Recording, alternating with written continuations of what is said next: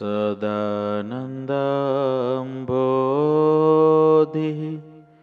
સ્મિતરુચિરપૂર્ણેन्दુવદન પ્રફુલ્લંભોજન્મચ્છદસદૃશ શોભાક્ષિયુગલ કૃપાપારાવાર શ્રિતસકલજીવાતિ સુખદો મહાશ્રેયો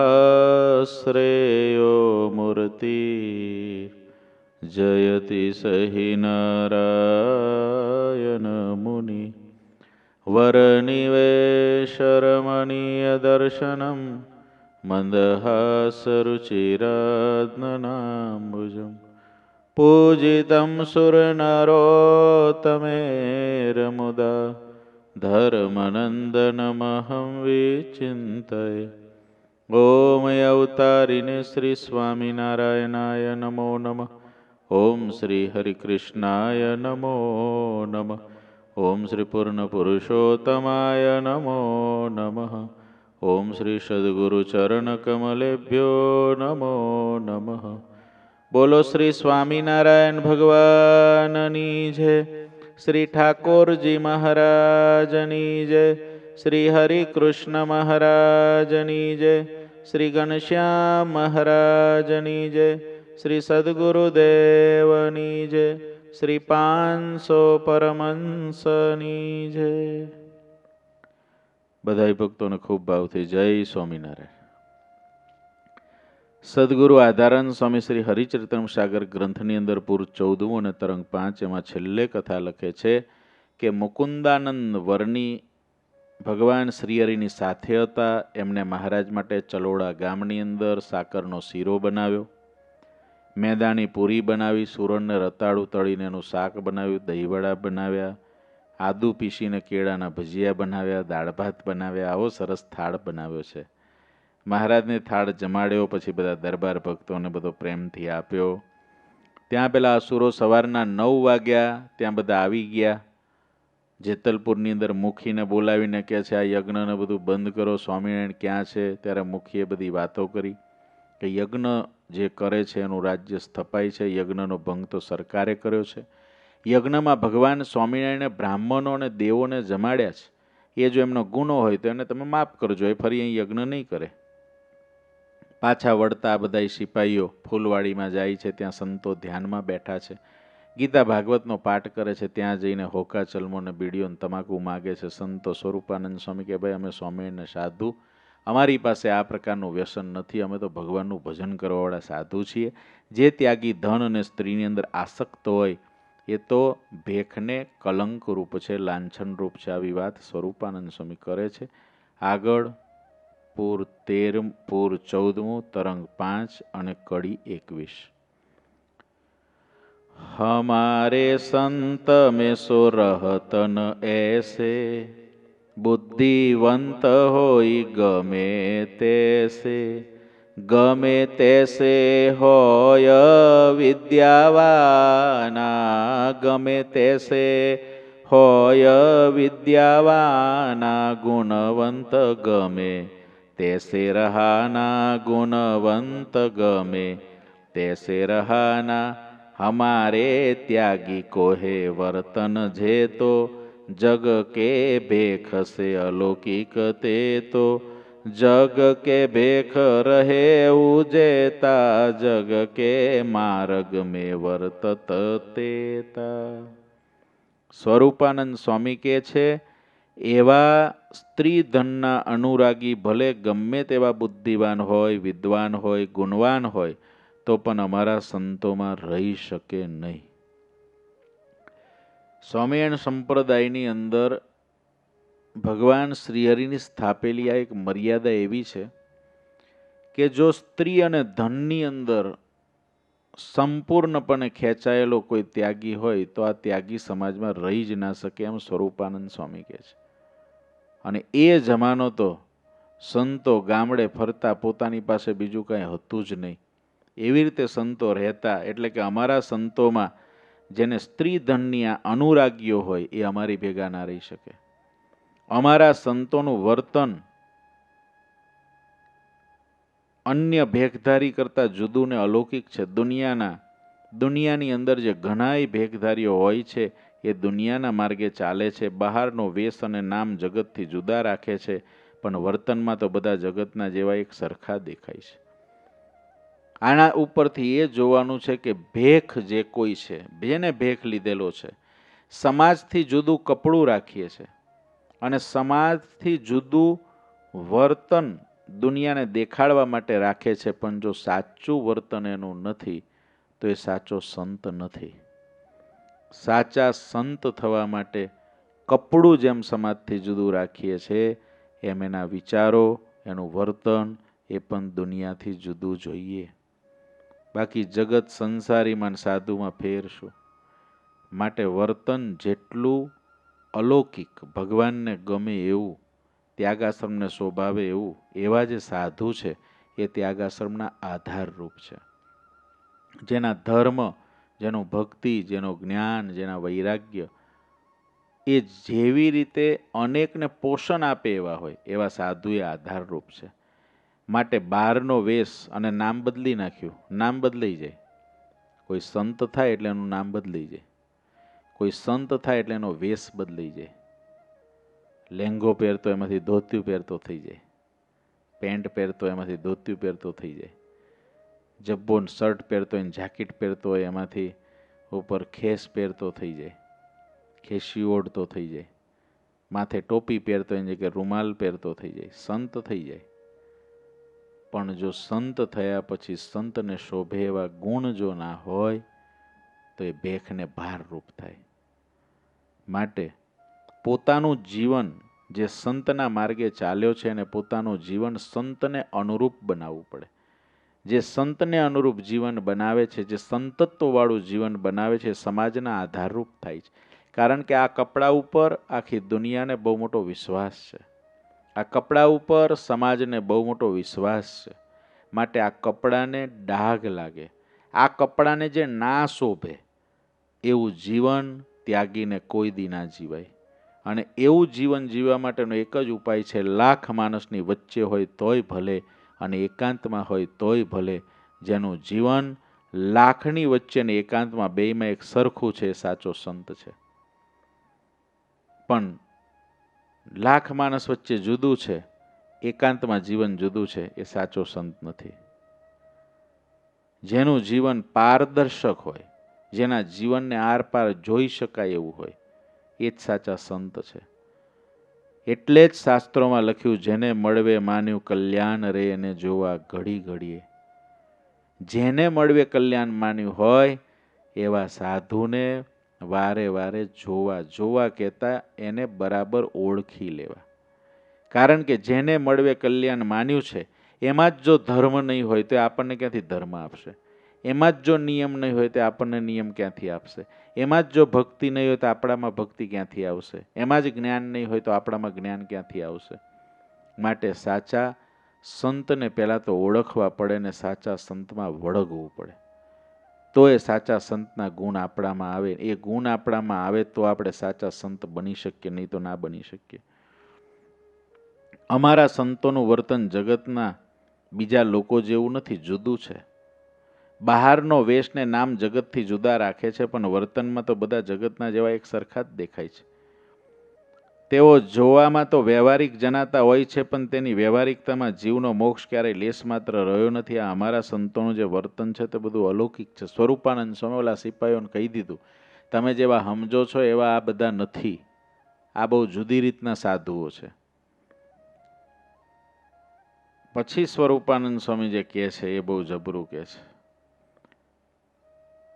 ऐसे संत के हित ही इंद्र करत वर्षात, ऐसे संत के हित ही इंद्र करत वर्षात, जग को नहीं है गम सो देखे न कोई क्यात, जग को नहीं है गम सो देखे न कोई क्यात, भूप जग में है जितने संत के पीछे तेह, भूप जग में है जीतने संत के पीछे तेह वांछित भोग करत है संदेह न यामे एह वांछित भोग करत है संदेह न यामे एह।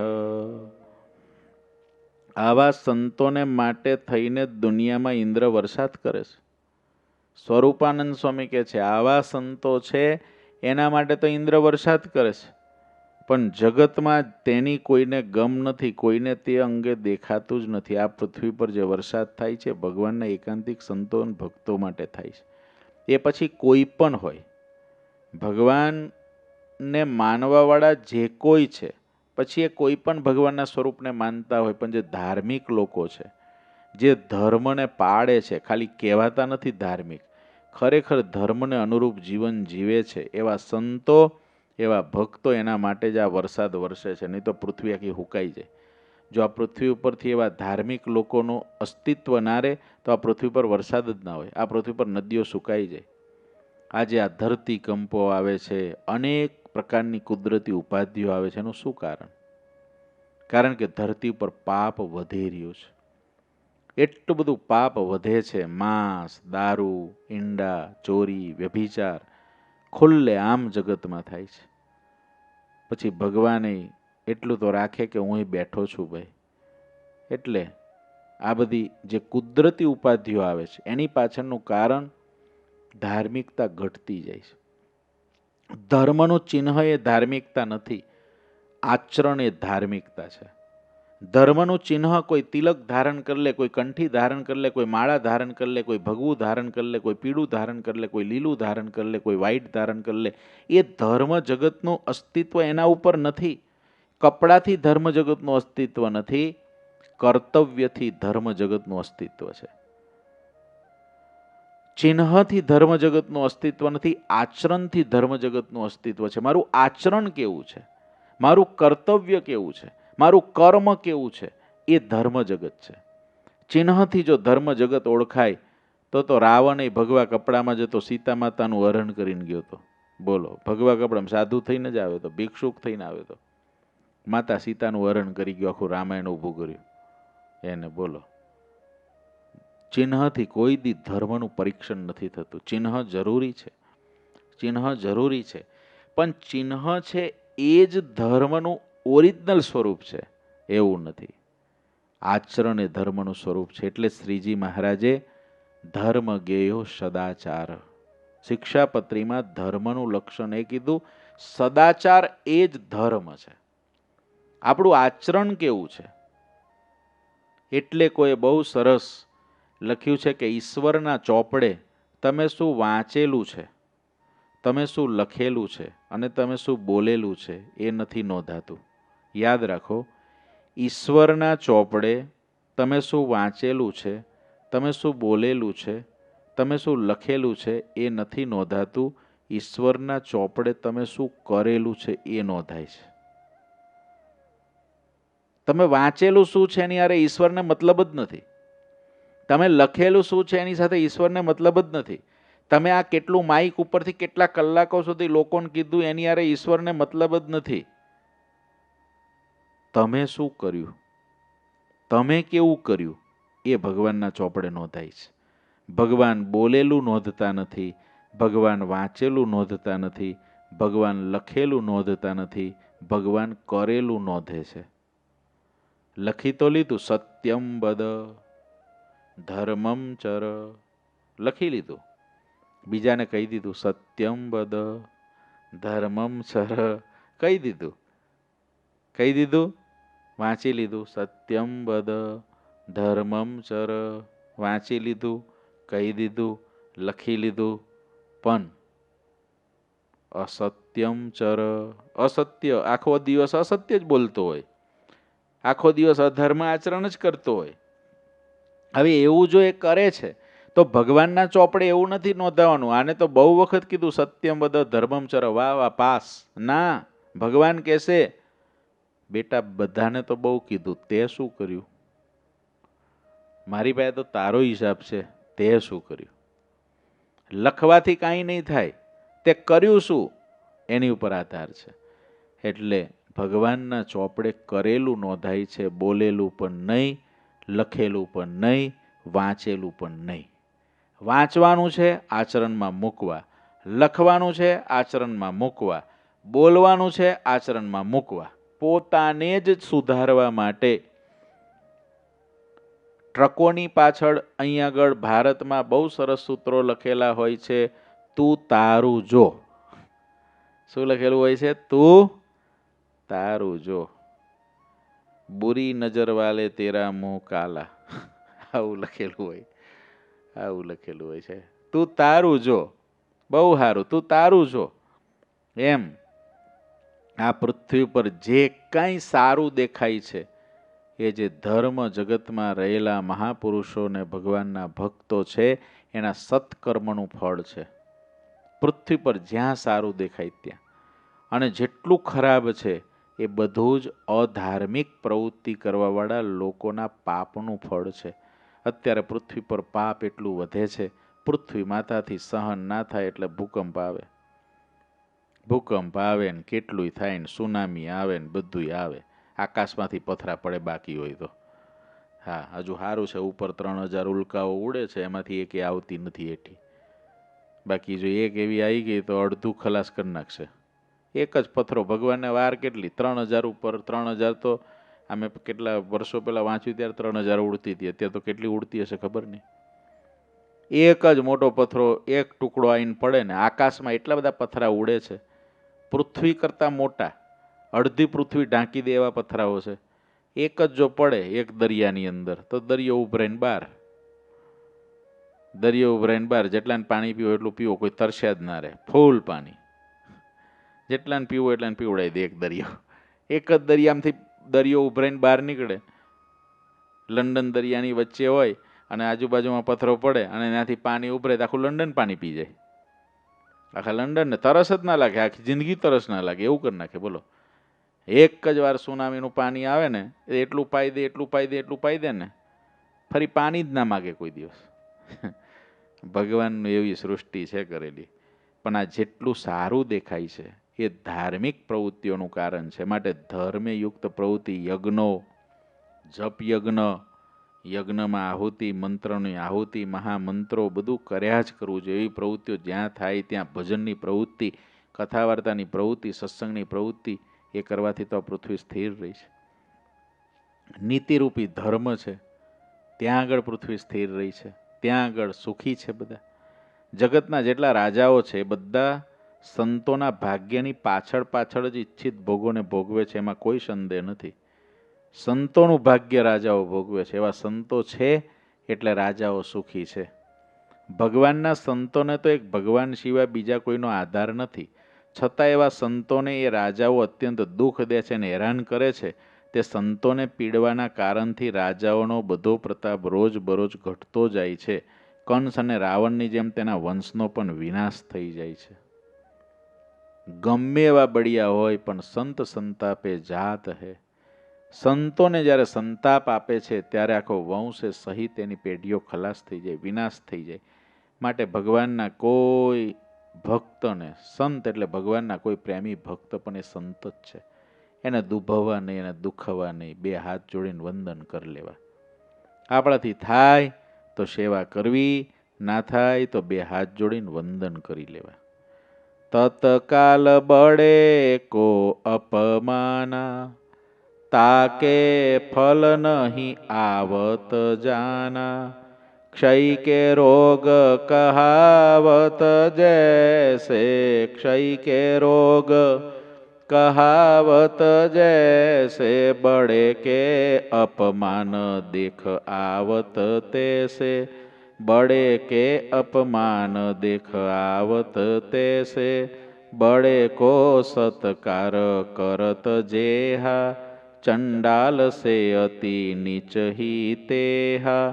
भूप के भूप होई जावत तेहु, भूप के भूप होई जावत तेहु. रंचन कूर कहत हम एहु, रंचन कूर कहत हम एहु. મોટાના અપમાનનું, અપરાધનું ફળ તરત દેખાતું નથી. મોટાનું જે અપમાન કરે છે તે તો ક્ષય રોગના જેવું છે, તે ધીરે ધીરે વિનાશ કરે છે. સંતો અને ભગવાનના ભક્તોનું કોઈ અપમાન કરે તો તરત કશી ખબર ના પડે. તરત તો પહેલાં તો જુવાની હોય એટલે જોરમાં જ હોય જીવ, પણ એ ધીરે ધીરે ધીરે ધીરે ધીરે ધીરે પેલો ક્ષય રોગ છે ને, ટીબી, એ ટીબી વ્યક્તિને ધીરે ધીરે ખલાસ કરે. એમ કોઈ પણ ભગવાનના ભક્તનો અપરાધ વ્યક્તિને ધીરે ધીરે ખલાસ કરે છે.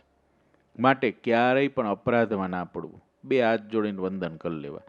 આપણને શું ખબર કયા ભગવાનના ભક્ત કેવા મોટા હોય, આપણને કંઈ ખબર હોય નહીં. એના કરતાં બે હાથ જોડીને આપણે આપણા રસ્તે. એવું કંઈ જરૂરી નથી કે કોઈનું આપણે સંપૂર્ણ ગ્રહણ ના કરી શકીએ, તેનું અપમાન જ કરવું પડે. બે હાથ જોડી શકીએ છીએ. કોઈ ભગવાનના સંત ભક્ત એ બધું કે અથવા તો જે કાંઈ આ બધું આપણાથી થઈ શકે એવું બધું ના પણ હોય, બે હાથ જોડી દઈએ બસ. પણ અપરાધ નહીં. અપરાધ કરવો એ વાત જુદી છે. બધી વસ્તુ ના પણ થઈ શકે એ વાત જુદી છે. બધી કેપેસિટી આપણી ના હોય, બધી વસ્તુમાં આપણને એટલી શ્રદ્ધા ના હોય. આપણને એટલી શ્રદ્ધા ના હોય, બે હાથ જોડી દેવાય, એમાં કોઈ વાંધો નથી. એ અપરાધ નથી. પણ અપરાધ, એનું અપમાન કરી નાખવું, એને ઉતારી પાડવા, એ અપરાધ છે. એવો અપરાધ ક્યારેય પણ ભગવાનના ભક્ત કે ભગવાનના સંત માટે ક્યારેય ના કરવો. એ આપણું બહુ મોટું પતન કરે, બહુ જ મોટું પતન કરે. કારણ કે એનું હૃદય દુખાય એ આપણને બહુ મોટી પીડા જીવનમાં આપવા માટે આવે. માટે બે હાથ જોડીને વંદન કરી લેવા. બે હાથ જોડીને કેવું કે આટલું થશે, આટલું નહીં થાય, બસ. બે હાથ જોડીને ભગવાનના ભગત હોય, ભગવાનના સંત હોય, પણ ક્યારેય પણ એના અપરાધમાં ના પડવું. કોઈ મનુષ્ય ચંડાળ કરતા અતિ નીચ હોય, પણ તે જો મોટાનું સન્માન કરે તો તેના અનુગ્રહથી મોટા રાજાઓનો પણ રાજા બની જાય. એક બાહુદ્દીન, એક બાવલો, ગુણાદિતાનંદ સ્વામી રોજ દામોદર કુંડે સ્નાન કરવા જાય. એમાં ઠંડીનો સમય હતો અને સ્વામીને ઠંડી લાગી ગઈ. સ્વામી દામોદર કુંડમાં સ્નાન કર્યું, ઠંડી ચડી ગઈ, બેભાન થઈ ગયા. બાવલો, એક મુસલમાન, એની માં રોજ લાકડાના ભારા વેચીને રોટલા ખાય. એને સ્વામીને જોયા, પોતાના દીકરા બાવલાને મોકલ્યો, લાકડાને હળગાવી અને સ્વામીને તપાવ્યા. સ્વામીનું શરીર તપાવ્યું. સ્વામી જાગૃત થયા અને ત્યારે આજુબાજુ સંતોએ કીધું, સ્વામી, આ લોકો લાકડાથી તમને તપાવ્યા ને એટલે તમે ભાનમાં આવ્યા, નહીં તો આ ઠંડી. સ્વામી, આજે તમે બેભાન થઈ ગયા હતા. સ્વામીએ કીધું, આને અમને તપાવ્યા? તો કે હા, એ ગરીબ છે, લાકડા વેચીને જીવન જીવે છે. અને ગુણાદિતાનંદ સ્વામીએ તેથી કીધું, બાવલા, હવે કાલથી તારે લાકડા વેચવાના બંધ. અને એ બાવલાની બેન હતી. સાંજે જ પેલો નવાબ ત્યાંથી નીકળ્યો, એને એની બેનને જોઈ. નવાબને થયું મારે આ છોકરી હારે લગ્ન કરવા છે. તાત્કાલિક લગ્ન ગોઠવાઈ ગયા. અને બાવલામાંથી બાવલો જે હતો, લાકડાનો ભારો વેચવાડો, બાઉદ્દીન થઈ ગયો. બાઉદ્દીન દિવાન. એ રોજ પેલો કુહાડું ને દોરડું, જે લાકડા રોજ જે ફાડીને કરતા, એ કુહાડું દોરડું રોજ રાખે, રોજ એને જોવે અને કે મારું પ્રારબ્ધ તો આ હતું. પણ બાઉદ્દીન જે બન્યો એ ગુણાદિતાનંદ સ્વામીના પ્રતાપે બન્યો. બાવલામાંથી બાઉદ્દીન થયો ને એને બાઉદ્દીન કોલેજ જુનાગઢમાં બનાવેલી છે, બાઉદ્દીન કોલેજ. આટલો મોટો ફેર. સામાન્ય જેવો જીવ હોય, પણ જો કોઈ મોટાની સેવા થઈ જાય, સન્માન થઈ જાય, તો એને આવું થઈ જાય. અને ગમે એવો હોય, પણ જો મોટાનું અપમાન કરે, અપરાધ કરે, તો એ પાછો પડી જાય.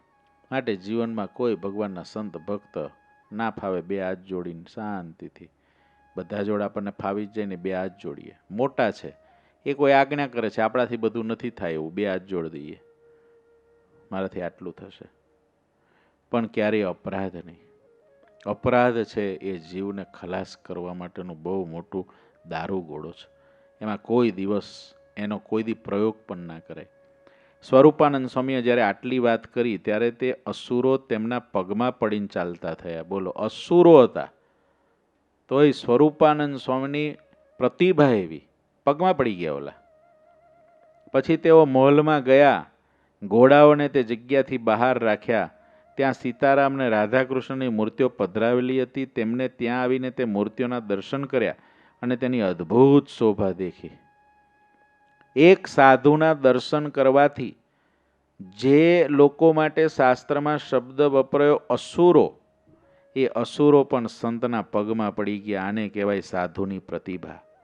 ગમે એવો જીવ એની સામે આવે, એના દર્શન કરે, એની વાત સાંભળે, એને જોવે, એની ભેગા રહે, ગમે એવો હોય એનું હૃદય પરિવર્તન કરી નાખે. એ જ સંત છે. સંતની સૌથી મોટી ઓળખાણ જ એ છે કે એના યોગમાં જે આવ્યો એના હૃદયનું પરિવર્તન કરી નાખે. જેવી રીતે પારસમણી છે એ લોઢાને સોનું કરી દે છે, એવી રીતે સંતોના સંગમાં જે આવે એ લોઢામાંથી કંચન થઈ જાય.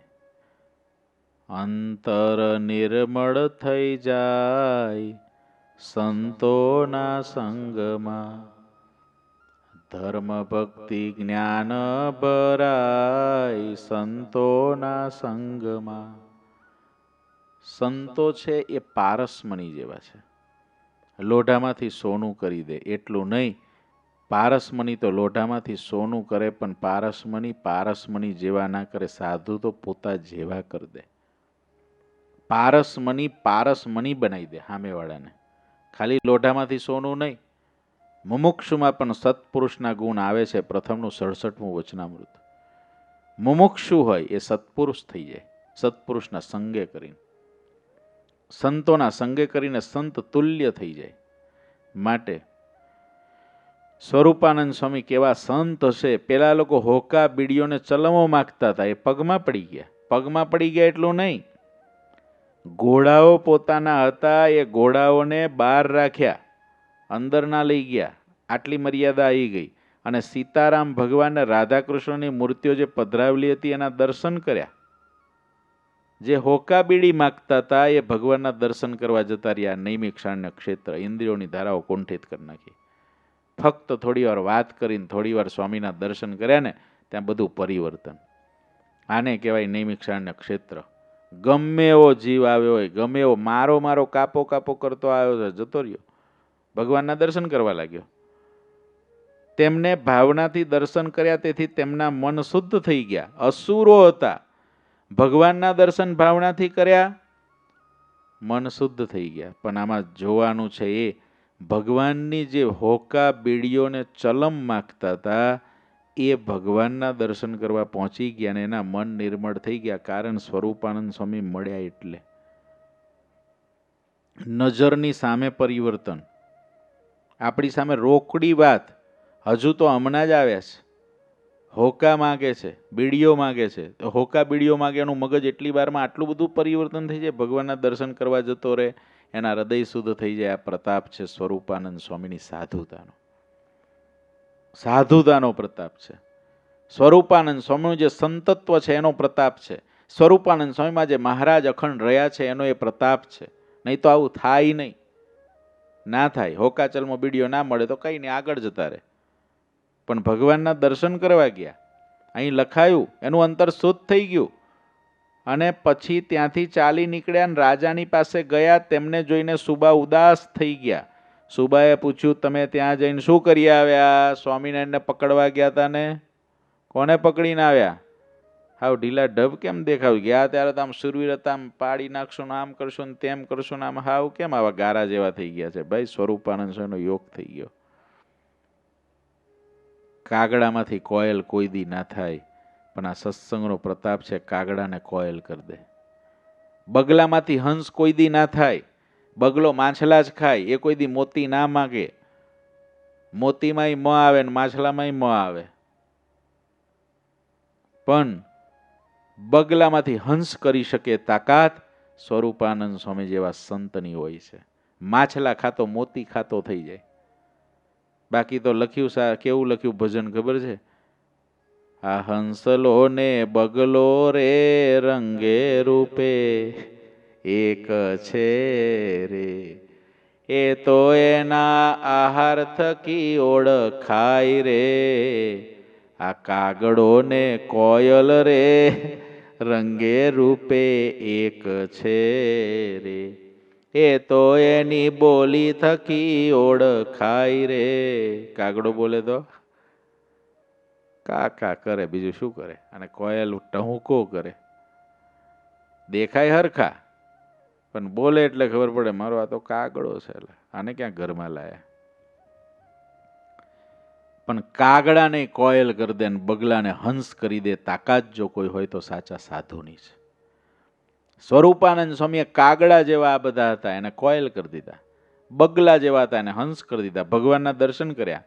ઓલો સુબો કે તમે બધા ક્યાં જઈને શું કરીને આવ્યા? મને બધી વાત કહો. સ્વામિનારાયણ ક્યાં જતા રહ્યા? યજ્ઞનો આરંભ તો ઘણો મોટો કર્યો છે. આટલું બધું ધન તે ક્યાંથી લાવ્યા? તેમની પાસે કાંઈ ભેળું કરેલું ધન તો નથી, અને તેમના જે સંતો છે તેઓ પણ ધનને રાખતા નથી, અડતા પણ નથી. આ બધું જ્ઞાન છે આને. બોલો કે સ્વામિનારાયણ સાધુ ધનને અડતા નથી, ભગવાન સ્વામિનારાયણ ધનનો ઢગલો રાખતા નથી, તો યજ્ઞ તો બહુ મોટો કર્યો. હું જોઈને આવ્યા મને કહો તો ખરા. કાંઈ ફોન તો હતો નહીં, આમ ઉતાર લે, વોટ્સએપ કરે કે લો સુબાજી આ. એ જમાનામાં હતું નહીં, કેમેરો હતો નહીં, જે જોયું એ કહેવાનું છે. અને તેમના જે સંતો છે એ પણ ધનને રાખતા નથી, અડતા નથી. તેમના શિષ્યોમાં પણ કોઈ એટલા બધા ધનાદિય નથી. એમના શિષ્યો છે બધા સામાન્ય છે, મધ્યમ વર્ગના. તેમજ તેમની પાસે મોટા ગામ કે ગરાસ પણ નથી. સ્વામિનારાયણ પાસે ચોક્કસ તેમની પાસે કોઈ સિદ્ધિ હોવી જોઈએ, તેને પુષ્કળ ધન લાવીને આપે છે. કઈક એવો ચમત્કારી ગુટકો લાગે છે. એમની પાસે કોઈ ઇન્દ્રજાળનો ગોટકો છે. ઇન્દ્રજાળનો ગોટકો એટલે જાદુઈ ગુટકો કંઈક લાગે છે સ્વામિનારાયણ પાસે. તેઓ કોઈને દેખાડતા નથી, પણ બીજા ભેખધારીઓ તેમ કે છે. લોકો એવી વાતો કરે છે બીજા ભેખધારીઓ, કારણ સ્વામિનારાયણ પાસે કંઈક તો છે જ. બાકી આટલા બધા રૂપિયા ક્યાંથી આવે એની પાસે? એની પાસે કોઈ એવા મોટા માણસો લાગતા નથી. તમે દાદા ખાચરને બધા કહેવાય કે સુરાબાપુ કહેવાય, તેના ઓરડાઓ જોઈ લો ને, આજે મોજૂદ જ છે ને. સુરાબાપુના ઓરડા લોયાધામમાં રહ્યા, દાદા ખાચરના ગઢપુર ધામમાં રહ્યા. જોયા હો કેવા ઓરડા છે? કઈ થોડી સોનાની ઈંટો મઢેલી છે ને. એ ઓરડાઓ પરથી આપણને કલ્પના થાય કે કેટલા રૂપિયાને કેવું હશે જાહો જાલી એ વખતે. તો આટલો મોટો યજ્ઞ 10,000 મણ ઘઉં અને જેતલપુરના તળાવ જેટલું ઘી ભેગું કર્યું. ક્યાંથી કર્યું? ભગવાન હોય ત્યાં રિદ્ધિઓ સિદ્ધિઓ દોડતી આવે બધી. ભગવાન હોય ને ત્યાં રિદ્ધિઓ સિદ્ધિઓ નાચ કરવા આવે કે અમારી સેવાનો અંગીકાર કરો, એટલે આ બધું થાય. પણ લોકો એવી વાતો કરતા કે સ્વામિનારાયણ પાસે કંઈક જાદુઈ ગુટકો છે, એ જાદુઈ ગુટકાથી આ બધું તંત્ર હાલે છે. અમે કાંઈ દેખ્યું નથી, માત્ર વાત જ સાંભળી છે કે તેમની પાસે કોઈ સિદ્ધિ છે. તે અંગે કંઈ ચોક્કસ થતું નથી. અમારો સંદેહ ટળતો નથી. આપની ગુપ્ત યોજનાને પણ તે અગાઉથી જાણી લે છે, એટલે કોઈના કળિયામાં ન આવે એવી કોઈ વિદ્યા એમની પાસે છે. આપણે તેમને પકડવા ગયા હતા, એ તો રાત્રે નીકળી ગયા હતા ત્યાંથી. એટલે એમને કંઈક ગમે તે વિદ્યા છે એમની જોડે કે એમને ખબર પડી જાય છે, પણ કશી ખબર પડતી નથી. ભગવાનની ક્યાંથી ખબર પડે? પૃથ્વી તનો પિંડો કર્યો, પૃથ્વી તનો પિંડો કર્યો, રજ લાવતો ક્યાંથી હશે? જગ ચાક ફેરન હારે, કુંભાર બેઠો ક્યાં હશે? આ પૃથ્વીના રજને એક એકને ભેગા કરીને એનો ગોળ આખો પિંડો કર્યો. એને કેવી રીતે રજ ભેગી કરી હશે? આટલી પૃથ્વીની ધૂળ કેવી રીતે ભેગી કરી હશે? કેવી રીતે ચાકડા ઉપર ચડાવ્યો હશે? કેવી રીતે ગોળ ગોળ બધા ગોળા કર્યા છે? પૃથ્વીનો ગોળ ગોળો, મંગળનો ગોળ ગોળો, પાછા એ બધાને આમ ગોળ ગોળ ફરતા રાખ્યા છે. એ પાછો ગોળો એકાબીજા જોડે અથડાઈ ના જાય કેવા સરસ દોરડાઓ બાંધ્યા છે. કેટલું કમ્પ્લેટ એનું જે સ્ક્રૂ ચડાવવાનું, એનો બોલ્ટ ચડાવવાનું કેટલું કમ્પ્લેટ છે. આમ પોતપોતાની ધરીમાં જ બધા ફરે. નહીં તો પૃથ્વી આમ ફરતી ફરતી દડાને જેમ આમ બીજે જતી રહે એના પરિભ્રમણ બહાર, અને મંગળ ફરતો ફરતો બીજી બાજુ પર ને ગુરુ ફરતો ફરતો બીજું બાજુ પર ને એવા ગ્રહ જો એકાબીજા જોડે અથડાય તો ભૂકા બોલી જાય. ક્યાંય દોરડાઓ ખેંચેલા દેખાતા નથી, ક્યાંય લોઢાના બોલ્ટ ચડાવેલા દેખાતા નથી, તોય બધું એની રીતે ફરે છે. વાયુના દોરડાઓ પરમાત્માએ કેવા રચ્યા છે. આ વાદળોની અંદર જુઓ ને, વાદળો છે, કાળી કાળી વાદળીનો દોહનાર બેઠો ક્યાં હશે? વાદળોમાંથી વરસાદ પડે તો આમ ગાયના આંચળમાંથી દૂધ પડે એમ ટીપા પડે છે ને, ત્યાં કઈ ઉપર જારી ગોઠવી છે? જારી છે વાદળામાં? ક્યાંય નથી. એ કેવી રીતે દોહતો હશે એટલા આંચળને? કાળી કાળી વાદળીનો દોહનાર બેઠો ક્યાં હશે. એવા ભગવાનની તો અચરજકારી લીલાઓ છે, કોઈને કળ્યામાં આવે નહીં. સમુદ્રને કોઈ જગ્યાએ પાર બાંધેલી નથી. એક સમુદ્ર એક વાડકો જ છે, પાર ક્યાંય નથી બાંધી. અને પૃથ્વીના ગોળામાં જો આમ પૃથ્વીનો ગોળો છે, આમ ગોળ હોય તો અહીંયા આગળ સમુદ્ર છે, તો અહીંથી પાણી ઢોળાઈ નથી જતું. જો કેવી ભગવાનની રચના છે. ગોળાની અંદર એવું નથી કે ઉપલા ભાગમાં જ પાણી છે, અહીં પાણી છે. આમ ગોળ ગોળો છે, અહીં પાણી છે, બધો દરિયો તો અહીં છે, પણ એ દરિયામાંથી પાણી આમ નીચે ના પડી જવું જોઈએ, નથી પડતું. એ તો ભગવાનની કરામત છે. આકાશની અંદર આ તારામંડળ અધર રહ્યું છે. તારાઓ તમે રાત્રે જો તો આમ જાણે તારાઓની શૃંખલાઓ, જાણે પેલી સિરીજ લગાવી હોય. ક્યારે એટલું વાયરિંગ કર્યું હશે.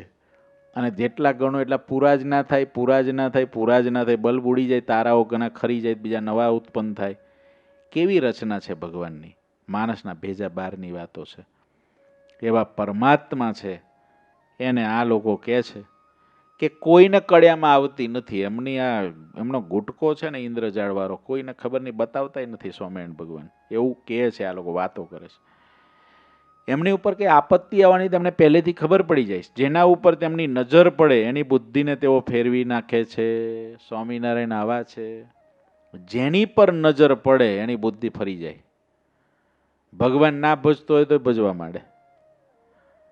એને નથી ભગવાન ભજવાતો હોય કે ના હવે તો ભજીશું. બોલો, એ કોની નજર છે? ભગવાન સ્વામિનારાયણની નજર. એનો સંકલ્પ છે. એટલે એવું થાય. મતિ ફરી ગયા પછી તે માણસ ઘરમાં રહેતો નથી, ઘરનો ત્યાગ કરી દે અને તે પોતાનું બધું ધન લઈને એમને અર્પણ કરી દે. ઘરમાં ના રહે, સાધુ થવા નીકળી જાય. મતિ ફેરવી નાખે. સ્વામિનારાયણ એવા જાદુગરા છે, જેની પર નજર નાખે એવા વળગે તો ઘર છોડ દે, બધું છોડ દે. ધન એ બધું ભગવાન સ્વામિનારાયણને અર્પણ કરી દે. ખબર નહીં હારું એમની પાસે કયો ગુટકો છે. આ પેલો સુબો અને પેલા સૈનિકો બધા વાતો કરે એકાબીજા હારે. એ જ ભગવાન સ્વામિનારાયણનો કમાલ છે. ભગવાન હોય ત્યાં આવું બધું જ થાય. ઇતિ શ્રી સહજાનંદ સ્વામી શિષ્ય સિદ્ધાનંદ મુનિ વિરચિત શ્રી હરિચરિત્ર સાગરના ચતુર્દશ પૂરમાં આસુરી સેના યજ્ઞ સ્થળ વગેરેમાં આંટો મારીને પાછી ગઈ. એ નામે 5મો તરંગ સમાપ્ત થયો. શ્રી ઠાકોરજી મહારાજની જે શ્રીપતિમ શ્રીધરમ સર્વદેવેશ્વરમ ભક્તિ ધર્માત્મજમ વાસુદેવમ હરે માધવમ કેશવમ કામદમ કારણમ સ્વામિનારાયણમ નીલકંઠમ ભજે. શ્રી ઠાકોરજી મહારાજની જય.